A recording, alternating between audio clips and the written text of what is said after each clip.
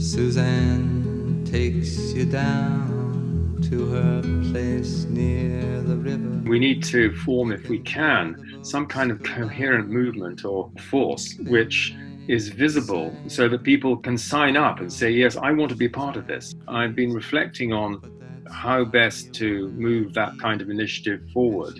And I think we need to use the principles of self-organization and allow for a creative play between people who want to be engaged. So something can emerge which is not something that any of us have necessarily thought of in advance, but something that can emerge from this process of dialogue, such as was suggested by David Bohm. That was David Lorimer, our guest for today's podcast. And you want to travel with her, and you want to travel blind, and you know that she will trust you. Welcome to the Sue Speaks podcast, searching for unity in everything. I'm your host, Suzanne Taylor. How can we turn the world around? Can we turn the world around? That's what I talk to my thought-shaping guests about. In fact, everything I've done has been in pursuit of the more beautiful world our hearts know is possible, buoyed up by that famous quote by Margaret Mead, "Never doubt that a small group of thoughtful, committed citizens can change the world. Indeed, it's the only thing that ever has." My bet is that David Lorimer has read more books than anyone on earth. He not only reads them, but he writes reviews for them that appear in Paradigm Explorer, a journal that's one of the must-reads in my life that comes from the Scientific and Medical Network, for which he's program director. Scientific and Medical Network is an old name for an organization out of England, started in 1973. It's not about medical doctoring, but about healthy thinking. This is their description: for open-minded, rigorous, and evidence-based inquiry into themes bridging science, spirituality, and consciousness. It promotes a cultural shift in our understanding of reality and human experience beyond the limits imposed by exclusively materialist and reductionist approaches. You can read up on all the other enterprises David has initiated and headed up, and you'll be as incredulous as I am that one person can accomplish so much. In our last podcast with Dr. Larry Dossey, people got an intro to the Scientific and Medical Network because Larry was a featured speaker at their Mystics and Scientists annual event, which became a webinar this year that you now can get access to online. I couldn't be more aligned than I am with David, and only wish he was based here in America so we could have as outstanding an organization that puts good minds together to deal with the world. Here, drawing on that vast accumulation of information and knowledge you have, David, I want to know what you think about these perilous times. Are they going to get us to turn the bend? Will we go from a worldview based in self-interest to where we care about each other as much as we care about ourselves? Is that a good place to start, David? What do you think? I mean, how can we start anywhere but this extraordinary situation that we find the world, the COVID world, in? It's a very big question. I'm minded really of the message we've got from Irving Laszlo, which I'm about to print in the latest journal, Pandemic as Opportunity. And I think this is the key word, that it is an opportunity. And the Chinese have this saying that the crisis is both danger and opportunity. So there could be a dangerous outcome to this, and there also could be one which would shift our worldview in the direction that I think most people want, which is a more caring world where we look after each other, where it's based less on power, more on love and compassion and health and well-being. And our current systems are simply not set up in that way at all. They're set up largely to convert natural resources into capital and make profits rather than promote people's health, in particular, the health system.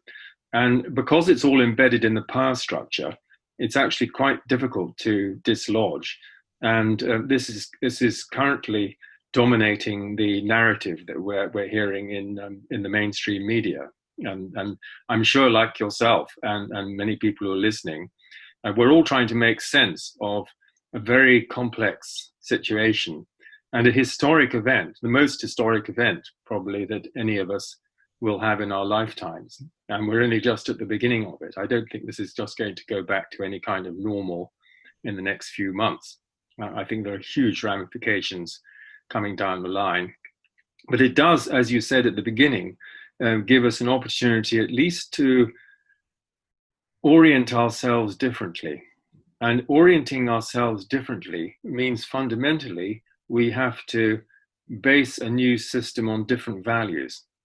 And the values that I take for myself, I draw those from Peter Dunov or Beinsa Duno, who was the Bulgarian sage who lived from 1864 to 1944. And he had 5 principles.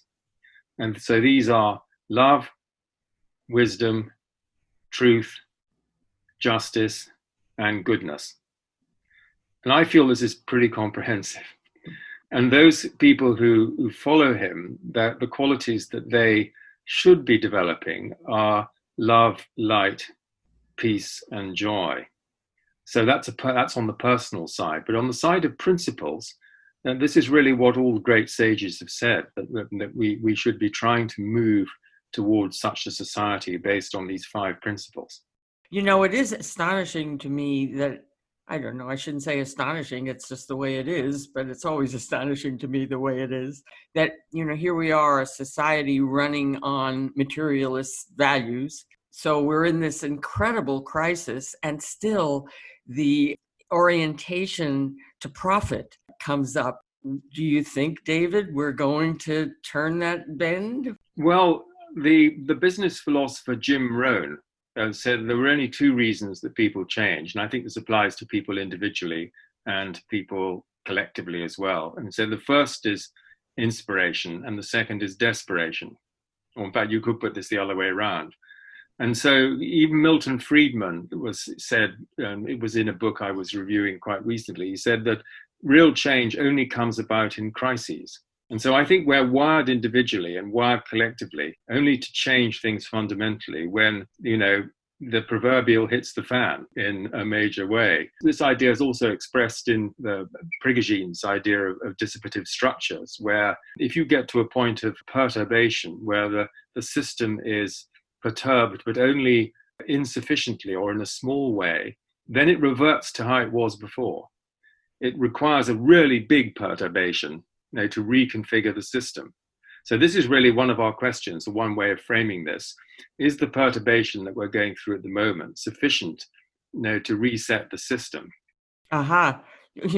Everything you say is so rich in content. Prigogine, what did he won some major award for that work on dissipative structures? Yes, he won Nobel Prize in Chemistry in 1977. And so that the point I'm really making is that the disturbance or perturbation or life event has to be large enough to shift the system. And that's really where we are. And potentially, this is way large enough. It'll depend on how things come out. And I think it's particularly important for people in the sort of new thinking and the holistic worldview and ecological worldview, those who support organic agriculture, agroecology, holistic science, complementary medicine, and so on. We need to make sure that our voice is being heard. And we need to form, if we can, some kind of coherent movement or force which is visible so that people can sign up and say, yes, I want to be part of this. I love that thought, you know, and I play with that thought. You don't even know some of the things that I've played with of how to collect us, whereby we become, you know, let's say we have the Democrats and the Republicans. How about the Enlightenment Party, so to speak? And there are enough now, you know, we're not just gadflies now. There are enough people who are tuned into this higher awareness that I think if we were coordinated, but then where do we do that? You know, I'm so impressed by what you have in your grab bag of this Galileo Commission. I was knocked out when I went on your website and I saw all these incredibly illustrious people who are signatory to this Galileo Commission.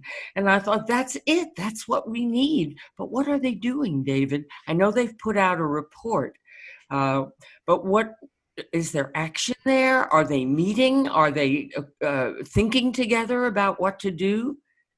Well, oddly enough, about 10 days ago, we had our first Zoom meeting of Galileo advisors and professional affiliates. There's about 200 of those. That was really a start of seeing what we can do in terms of thinking together.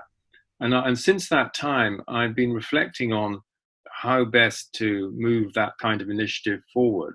And I think we need to use the principles of self-organization and allow for a creative play between people who want to be engaged, so that something can emerge which is not something that any of us have necessarily thought of in advance, but something that can emerge from this process of dialogue, such as was suggested by David Bohm. You sort of let go of your presuppositions and fixed positions, and then you explore the process, and in that exploration, you come up with something new that wasn't there in the initial conditions, as it were. David, I think that's the most important thing that could be happening now, really. It's so promising that you've collected so many illustrious people. Honestly, I couldn't believe it when I saw the roster. I thought, oh my gosh, those are the people. Now what? What could we do to capture everyone's imagination? And we have a couple of things, that we're proposing or trying to make happen. And one of them being this idea of creating a minute a day prayer, you might say, or focus. When you wrote me back and you said yes, out of England, they used to have a minute a day. And there was a lot of attribution that when that Big Ben sounded and everybody spent a minute focused on peace, that perhaps that warded off the invasion from Germany. Now we have all this research where our mutual friend, Dr. Larry Dossey, who was my last podcast guest and who was the speaker at your Mystics and Scientists conference, where he's gotten prayer with research that's been done into some 80 or 90 medical schools where they're now teaching it, that prayer moves the material world. What do you think about what I shared with you, where we get millions and millions of people plugged in, and a minute a day they focus on, our thought was kindness, which has a lot of activity going on now. UCLA just got $20 million for a kindness study or category. There's a lot of programs for little school children, teaching them kindness. Well, it's an idea that I've already been thinking about, as you know. I knew Sir George Trevelyan very well. He was one of my mentors, and he in turn was mentored by Wellesley Tudor Pole, who was the inventor of the silent minute. And Wellesley Tudor Pole, he was a mystic as well as being a very practical man. And he wrote up to 100 letters a day, and he was in touch with the Prime Minister and the King. And so he got the highest level support for what he was doing. And part of my idea, which is really yet to be developed properly, would be to get that high level support so that people would take it seriously, because it was endorsed by the Dalai Lama or Jane Goodall, those sort of people. For me, what underlies kindness is love. And so kindness is a practical manifestation of love. There are various kindness projects. There are lots of books on kindness.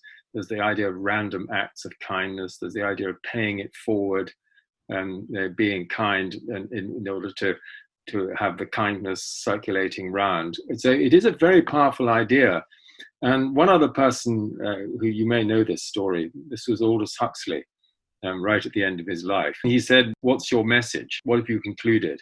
And he said, "Well, it's a bit embarrassing that after 45 years of research and study, the best advice I can give to people is to be kinder to each other." And so a culture of kindness would be an aspect for me of a culture of love.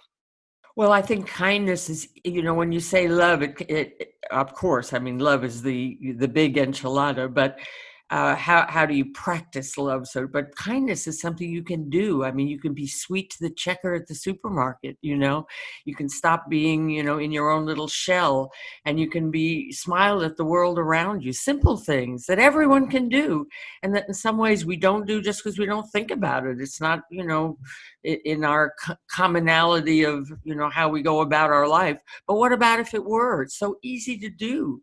And if everyone were being sweeter, well, the world would change. Yeah, absolutely. I'm put in mind of a supermarket checkout person. He was a young guy, sort of 16. He asked himself, well, what could I do to give a little bit of extra something to my customers? And he thought, I know, I'll put an inspirational quotation down on a piece of paper, and I'll cut it up so that I have 100 of these, and then when I go into work, and I'll hand them out. And after about a week, people love receiving these inspirational messages. And so he had about 10 people queuing up at his till, and others were empty. People were quite happy to wait extra time in order to get the inspiring message.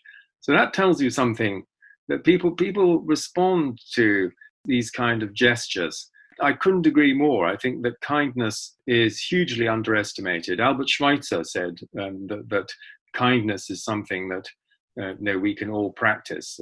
I can send you a quotation from his book, My Childhood and Youth, which is an extraordinary, very short book, but totally inspirational. Oh, do send me that. You can just feel this kindness thing is all over now, and how different the world would be if just people were kind. I mean, it's so simple, and yet so profound. And I'm really excited talking to you about it. I mean, we'll talk more. What can we do? Just the whole idea that thought moves the world. Then you can move on to many other things if that becomes a force. Realization. I'm sitting at a desk here, a bureau, in fact, designed by my grandfather. And I was writing about this in something I just a few days ago. And I said that the desk I'm sitting at began as an idea in my grandfather's imagination.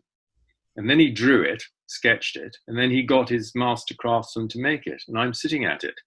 And it was probably made, 100 years ago. So that's a very practical example of how the world begins on the inside and manifests on the outside. Oh, how sweet that is. I am in awe of you, David. That is the truth. I cannot believe you accomplish as much as you do. I read those reviews of the complicated books, and you really understood them. How many books a week do you read? Well, in the total, the year is probably about 200. How can you do that? How can you ingest that much and really understand it? Well, as you know from the journal, I have longer, more comprehensive reviews, sort of intermediate reviews and short reviews. And when Schopenhauer in the 19th century, he bought a book and he wrote down somewhere as an aphorism, he said, if only when one bought a book, one could buy the time to read it in. And of course, this is the thing, that the pressure of time in relation to the amount of reading that one could do, it's an impossible task. And so, because I've been doing this for over 30 years, I can kind of sniff out the important things in books, and then try and pass that on to save people to having to read the entire book themselves. Because every book, if you look at the iteration of a book, then what's on the back cover or the inside front cover, that gives you what the author's trying to say in terms of their core message. And then you obviously have the chapter headings, the subheadings, and so there's a whole structure of the book, which you can then understand before you even start reading it. Well, I haven't heard that for a long time, because I don't know, 30 years ago I took, was it Evelyn Wood's speed reading? That's just what she said to do. Read the last chapter, read the flaps, read the everything. Just what you've said there. I must confess to you, I failed that course.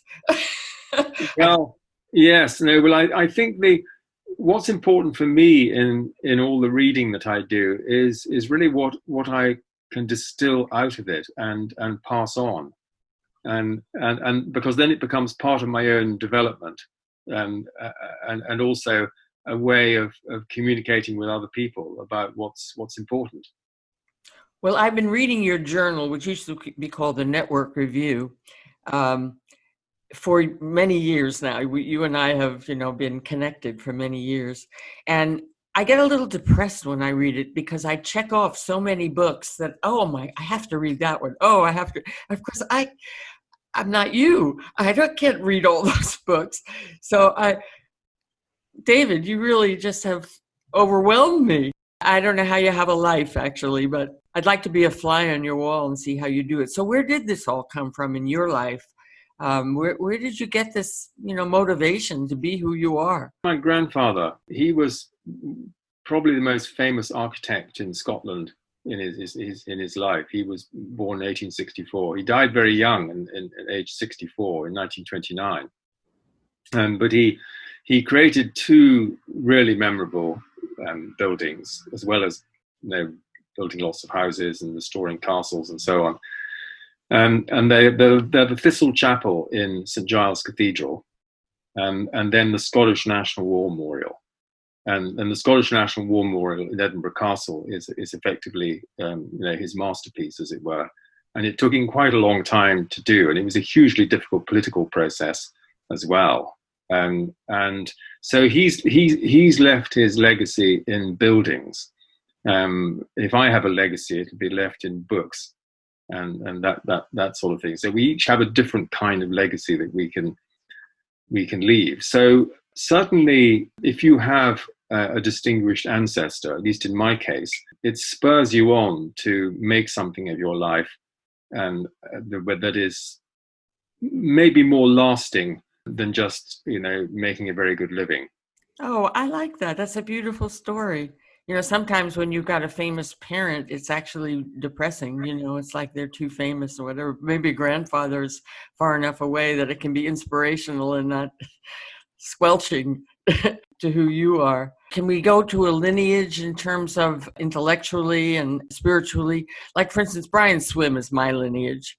Mm-hmm. Universe of the Green Dragon. I've bought over 1,000 copies of that book. If you know me, you've read that book, or at least you've had it given to you. Just the whole idea that Earth is an ongoing process, or the universe is an ongoing process, keeps evolving, and it's alive, and it gives rise to things like it gave rise to humans. And here we are at the edge of evolution, so to speak, and responsible for it. Before there was just instinct, but we have power to change things, and it's in our hands. And Brian writes it so evocatively and inspirationally that you come out feeling you're privileged to be a human being, and it is in your hands. So that's me, do you have a kind of lineage like that? Well, I suppose if I go back to my final year at university, the really significant thing that happened to me was that I read about Emanuel Swedenborg, the 18th century. His dates were 1688 to 1772. So he's 18th century genius and mystic. And so he was a mathematician, he was an engineer, he wrote a 700-page book on the brain.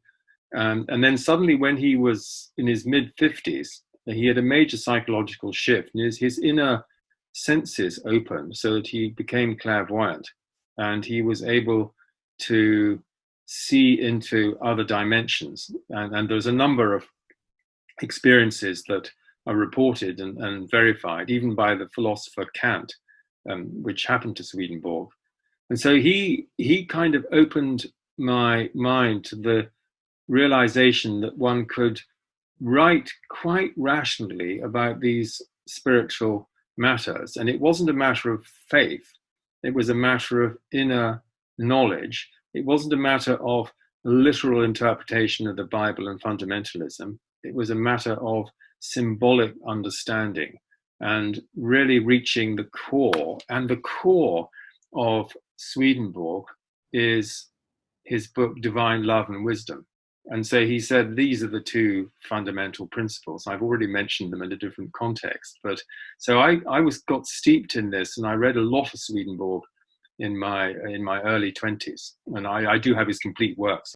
So he's the big one for you in terms of. Then it led on to Peter Dunoff, the Beinsa Duno is his spiritual name, and so Dunoff is the greatest influence in my life, and quite extraordinary being, who still isn't that well known.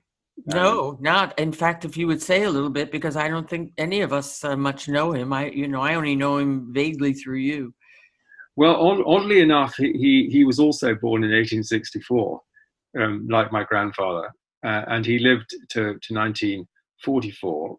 He studied medicine and theology at Drew University in the States from 1888 to 1895. And then 1895, he went on retreat for 5 years, and he started teaching in 1900. And he gave about 3,500 lectures. Nobody knows exactly how many, but a lot, between 1900 and 1944. And these were all taken down in shorthand and then edited and published in his lifetime, about 150 volumes. And so once I started reading this, initially I got interested in this because I was reading Ivanov, and Ivanov was Omar Mikhail Ivanov. He was a pupil of Dunoff. And then I discovered that there wasn't much published in English in those days, but there was quite a lot in French. And as I used to be a French teacher, I started reading all the material in French. And then I decided to learn Bulgarian because I wanted to be able to read the lectures in the original. And it so happened that a neighbor in the next village was Bulgarian. And so for 18 months, I took Bulgarian lessons. And then I first went there in 1989, just before the wall came down. And I've been up to the camp in the mountains that they have every summer on numerous occasions. And the other important thing about Dunoff, just to mention as sort of preliminary, is he was a musician, and he wrote 200 songs, as well as choreographing what's called the paneurythmy, which is a sacred circle dance. And so he wrote the music and he choreographed the symbolic movements. And it literally means universal harmony of movement. And this is really what we need to develop now, because the paneurythmy represents collaboration and harmony between human beings and nature. And because you dance in a circle, and so you're relating to the center, which is an important symbol. The musicians stand in the center.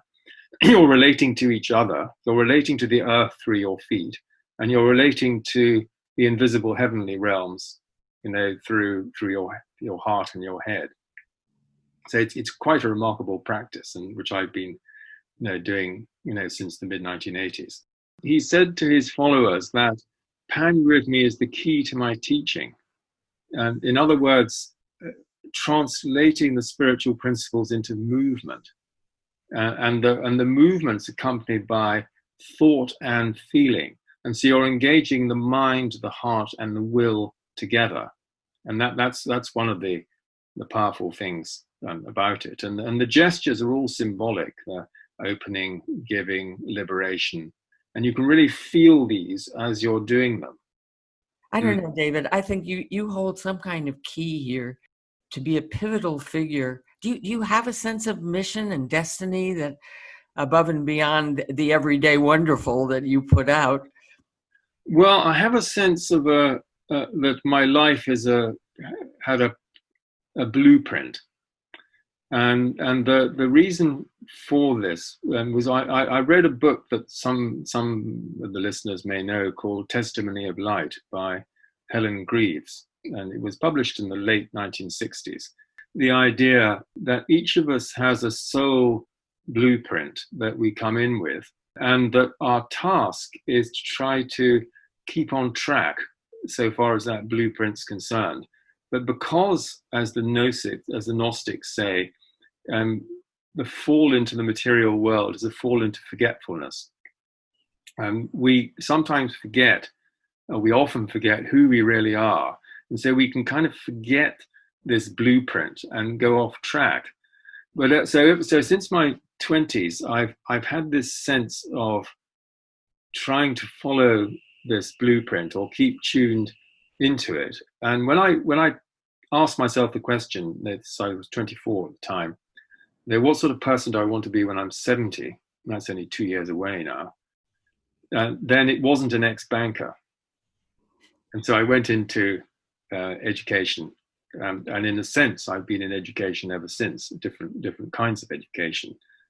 And so I kind of set my course, my compass direction towards that kind of path and growth, what I call growth in love and wisdom, which is what I feel is the most important thing in life. Well, that's very lovely, that whole idea of the blueprint. I'm going to send you mine, and I want to hear what you have to say about it. It's called Inside the Intelligence, and I've been working with it for many years, and it really bolsters me. It also encourages me to be bold. Yes, that's very important to be bold. I agree. I mean, I sometimes think, oh, who am I? Where am I spouting off who cares? But no, I've got this mission. So I did ask you to think about in advance, is there a statement you could make about your mission that we can print? What I have here is an oak tree inside an acorn. That's my card. And on it, I've written the 3 things that my life is about, which are inspiring purpose, because I work with young people on an education project, transforming worldviews, which is mainly what we've been talking about today, and living your truth. So that sums me up in a short way. That's really lovely. What about, did you come up with a one-line message for the world? It's really that life is fundamentally about growing in love and wisdom. That to me is the bottom line, and acting for the common good. I love it. I so appreciate you, really. I don't know why you're not the Dalai Lama. Why doesn't everybody know your name? Seriously. And maybe it's still to come. Heaven knows you are known. It's not you're not. But, I think you should be a household name. So I thank you so much for doing this with me. Well, what a pleasure. It's been so nice spending this time together. I really so look forward to what we might do together to help this hurting world. Absolutely. Thank you, Suzanne. Now Suzanne takes your hand and she leads you to the river. So, dear listeners, thank you for tuning into my Sue Speaks podcast. Do subscribe so you don't miss any episodes, and visit SueSpeaksPodcast.com for notes on what we covered in this episode and for additional information about my guest. Also, I'd love to engage with you there to hear your opinions. How did you feel about what you heard? Did you learn anything, or were you inspired to act in any new way? Or do you have something to add that would let us know what you know? This is a go-to place for people to grab cups of consciousness and fire away. And you want to travel with her, and you want to travel blind, and you know you can trust her, for she's touched your perfect body with her mind.